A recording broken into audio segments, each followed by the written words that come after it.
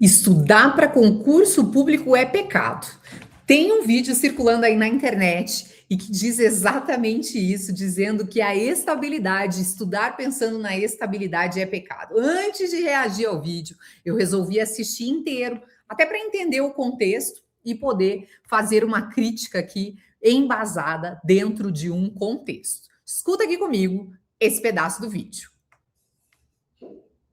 É importante a gente falar sobre uma coisa que pode ser muito controversa para algumas pessoas, mas nós precisamos parar com essa mentalidade de concurso público. Quando as pessoas acabam buscando estabilidade e segurança através de um emprego no governo, elas precisam examinar a sua motivação. E veja, aqui eu absolutamente não estou falando sobre pessoas que têm uma vocação para magistratura, para ser juiz ou então para ser policial.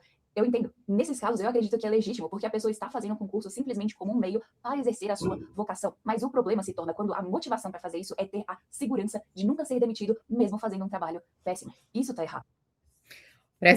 Presta atenção no argumento, porque ele tem muitos e muitos furos. Então, olha só, a nossa colega ali coloca como exceção do pecado do concurso público você prestar concursos aí para carreiras de Estado. Então, um magistrado, um policial, um juiz, alguém ali, um delegado, essas pessoas sim estariam vocacionadas para o serviço público e aí, com relação a essas, não há nenhum pecado. Então, assim, a toga e a farda estão ok, mas os servidores que carregam o piano e que fazem o dia a dia do serviço público, que faz o serviço andar, a pessoa que organiza a pauta de audiências, a pessoa que escreve a decisão para o juiz, esses não. Esses exercem atividade operacional e estão pecando, usando dessa manobra legal de fazer concurso público buscando a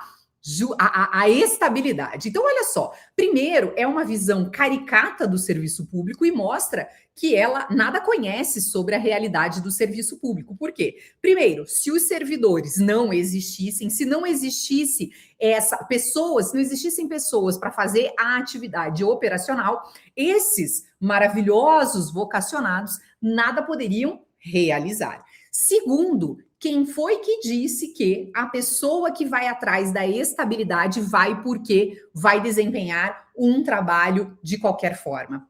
A legislação tem mecanismos para coibir, para eliminar, inclusive, dos quadros públicos o servidor que é desidioso, o servidor que eventualmente não tem responsabilidade com o seu trabalho. Agora, você presumir, julgar e mais, colocar nas costas do pobre servidor a pecha de estar pecando, isso é um pouquinho mais grave. Mas não paramos por aí. Vamos seguir aqui porque a nossa amiga vai mais longe no seu comentário.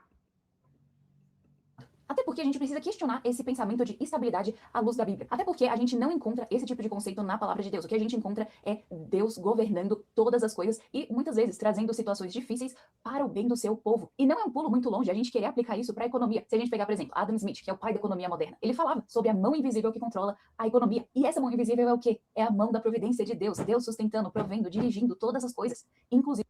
Oh, meu Deus do céu, aí faltou o quê? Faltou um pouquinho de estudo mesmo. Faltou um pouquinho de profundidade na nossa colega, porque Adam Smith traz uma teoria econômica que fala sobre a mão invisível, é a mão invisível do mercado. Ele defende um Estado não intervencionista, um Estado que não esteja ali prestando serviços dos direitos de segunda geração, né? Que todos que a gente estuda aí em direito, ele defende um Estado que seja absenteísta, que ele lide apenas com as questões mais importantes e deixe a própria economia lidar com as questões das pessoas. Nada tem a ver.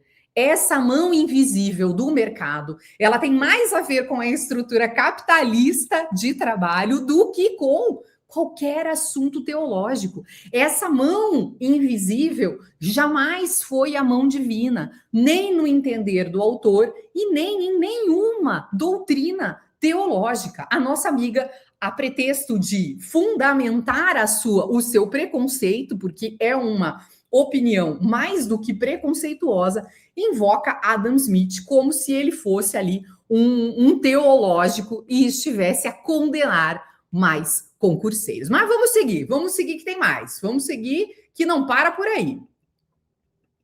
A economia. Então, ao invés da gente querer confiar na mão do Estado para controlar a nossa economia, nós podemos confiar na mão invisível da providência de Deus que controla todas as coisas. Sim, podem ter situações difíceis, como aconteceu, por exemplo, em 2020, que foi muito difícil para a maioria das pessoas, mas nada saiu do controle de Deus. Então a gente tem que tomar cuidado para a gente não colocar a nossa confiança em um tipo de estabilidade que não é bíblica. Isso porque muitas pessoas buscam uma falsa sensação de segurança absoluta através do governo. Com as suas ações, muitas delas acabam dizendo algo do tipo: eu não confio na providência de Deus. Eu prefiro uma falsificação de segurança fornecida pelo Estado. Então a gente precisa tomar cuidado. A gente precisa... Os servidores, tudo ateu, hein?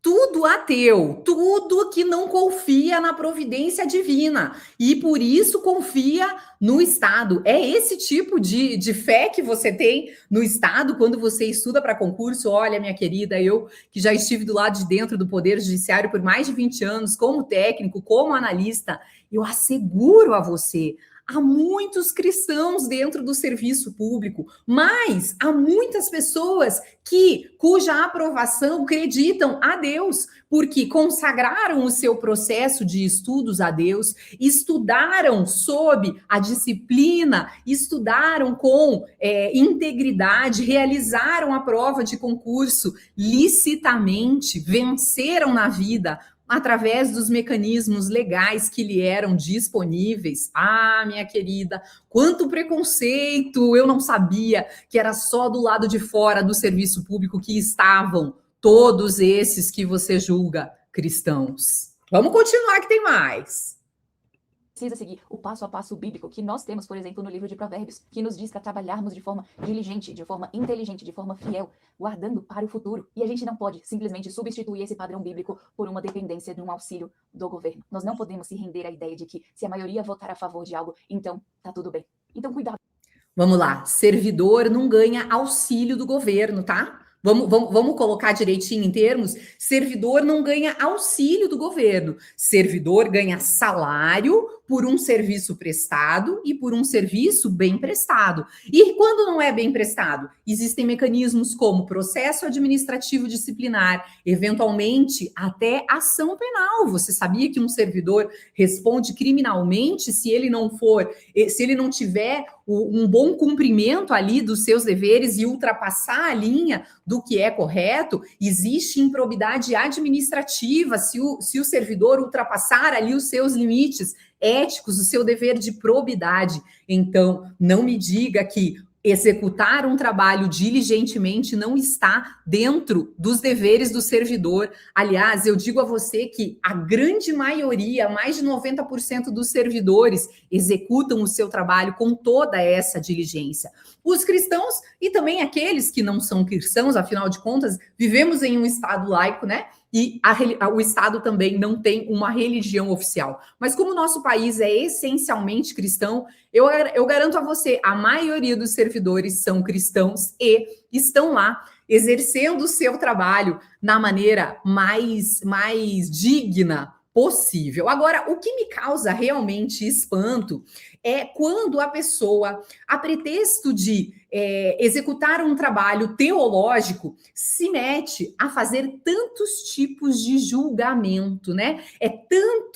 Isso mais afasta as pessoas da doutrina cristã do que aproxima. E olha que interessante, se você olhar a história e a vida de Jesus Cristo, que é justamente quem deveria ser o centro dessa doutrina toda que a nossa colega está propagando, o que menos Jesus fez nessa vida foi julgar os outros, apontar o dedo para outros. Então, quem é? Quem é você? Quem é você na ordem do dia? Cadê a sua procuração divina para apontar o dedo para os servidores ou para os candidatos a servidores e dizendo: vocês estão pecando? Eu considero um verdadeiro desserviço o que essa colega fez aí, comentando sobre concurso público. Aliás, assunto esse que já se vê que ela nada entende. E você? Me conta aí qual a sua opinião, o que é que esse vídeo provoca em você, que tipo de reação você tem com relação a essa fala. E de minha parte eu digo o seguinte: